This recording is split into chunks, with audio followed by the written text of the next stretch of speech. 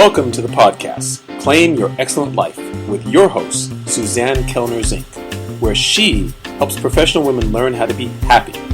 Suzanne will teach you how to do this through building high self-esteem, relaxation and calm, and good, healthy relationships. Tune in every week as Suzanne shares effective strategies to help you claim your excellent life with happiness techniques, self-esteem building exercises, relationship tips, and relaxation information. Make sure to head over to dawningvisions.com to subscribe to the newsletter to receive your keys to happiness, as well as other useful free gifts for you. In this episode of Claim Your Excellent Life, we are going to answer the question, why does it seem like nobody really knows me? This was another question that someone asked me on Quora, and I think it's a really good question because, to tell you the honest truth, I get a lot of clients who seem to feel the same way. So why don't we delve into why it is that someone might feel this way, because you might be among them. The first reason is because you have some defense mechanisms that went up that disallowed you perhaps from allowing yourself to get too close to other people. Why? Because, at least from my experience working with people for the last 35 years, it's because someone said something to them that hurt them very deeply. And in many cases, this happened repeatedly. So the defense mechanism is, I'm going to put up my defenses, I'm going to put up my wall, I'm not going to let anyone get in close, I'm just going to smile myself everywhere I go. And I'll pretend that I'm all happy and everything's wonderful, when instead I'm really dying inside. This is not a really good way to live, because what happens is one loses their ability to really relate to another person. Why? Because they shut down their feelings. Why? Because, as I said, they don't want to be hurt again.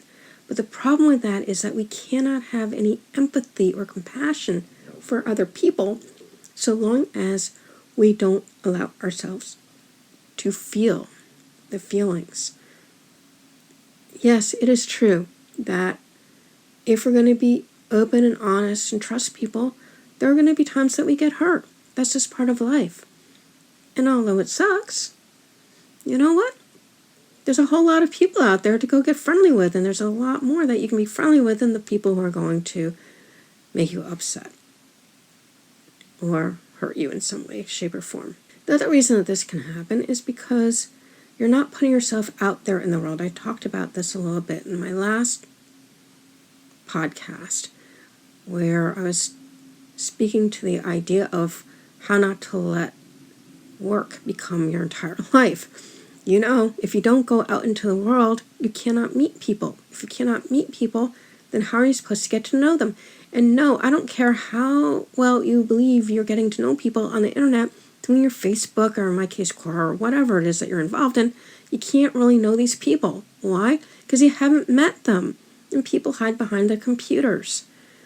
I know from my online dating, oh my God, you'd have these typed conversations and people would seem really cool, and then you go out and meet them and you find out, well, we have nothing in common, or this person has a lot of anger issues and they're just stuffing them down, or whatever. It just was uncomfortable. You can't get to know people truthfully through online interactions. You have to get out into the world and meet them. Now, this whole thing about trust, this is a very important thing. My own philosophy about trust is I trust someone until they give me a couple of reasons why not to trust them. Because this is the thing, you don't want people thinking ill of you when they first meet you. That's a horrible way to start out. You want to just meet them and they get a sense of who you are, and then over time, get to know you for who you are. If you trust them and you're real with them. Because as I tell my anorexic and bulimic people who love to pretend to be someone who they aren't, people-pleasing behavior, how do you know someone really likes you if you're not even being yourself with them? It's rather impossible. So you need to be yourself. You need to be your authentic, transparent self. And to tell you the honest truth, businesses are learning to be this way with their customers and clients as well, because no one wants to be working with what feels like a robot of a person. Oh my God, getting to robot of a person. I went with my friend to an appointment he had to deal with his arthritis in his shoulders. And although the doctor was really good, he did what he needed to do, he was like a freaking robot. It was horrible. This guy had like 0 personality. It was not fun to be with.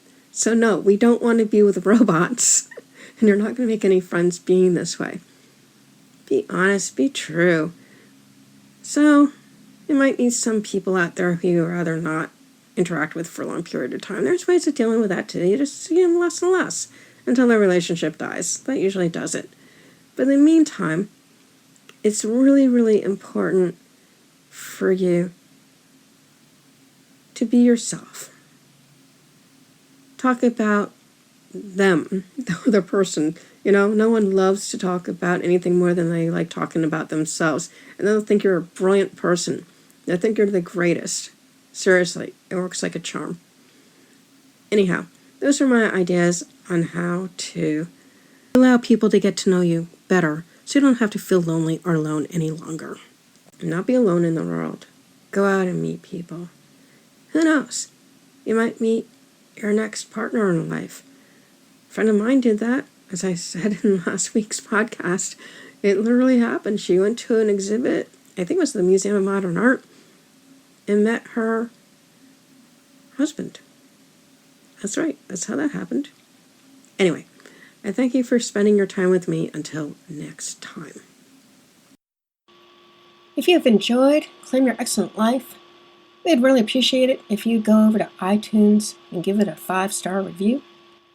If you have found Claim Your Excellent Life to be helpful to you, and maybe even life-altering with the information that we have shared here, and to allow us to continue this work, which we really do enjoy doing for you, you can sponsor us at patreon.com. That's spelled P as in Paul, ATREON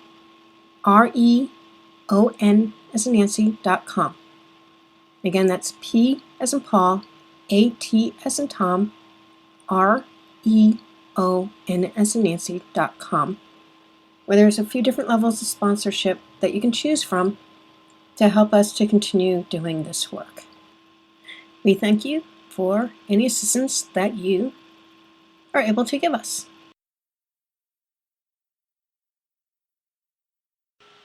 Thank you for listening to the podcast, Claim Your Excellent Life, with your host, Suzanne Kellner-Zinck, where she helps professional women learn how to be happy.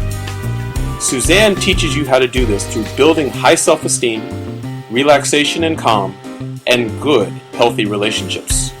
Tune in every week as Suzanne shares effective strategies to help you claim your excellent life with happiness techniques, self-esteem building exercises, relationship tips, and relaxation information. Make sure to head over to dawningvisions.com to subscribe to the newsletter to receive your keys to happiness, as well as other useful free gifts for you.